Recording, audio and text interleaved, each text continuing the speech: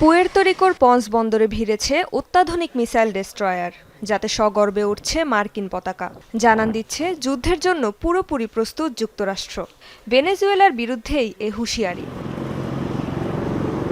প্রতিনিয়ত নিজ মালিকানাধীন ক্যারিবীয় দ্বীপটিতে নানা যুদ্ধাস্ত্র মোতায়েন করে যাচ্ছে ওয়াশিংটন, যার মধ্যে যুদ্ধজাহাজ ছাড়াও রয়েছে পরমাণু শক্তিচালিত সাবমেরিন ও পঞ্চম প্রযুক্তির ফাইটার জেট।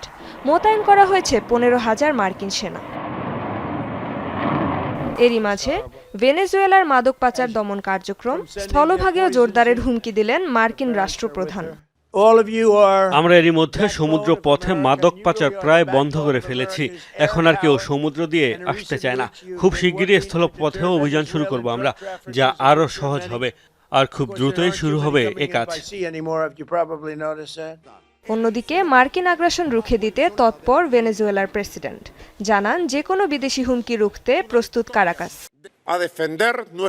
এমন কোনো হুমকি বা আগ্রাসন নেই যা ভেনেজুয়েলার জনগণকে ভয় দেখাতে পারে।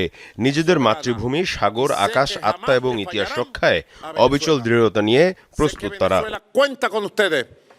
গেল কয়েক মাসে ভেনেজুয়েলার বিরুদ্ধে মাদক অভিযানের অজুহাতে ক্যারিবীয় অঞ্চলে অন্তত 22টি নৌযানে হামলা চালিয়েছে যুক্তরাষ্ট্র, যাতে প্রাণ হারিয়েছে কমপক্ষে 83 জন। রেজওয়ানা সাইমা, যমুনা নিউজ।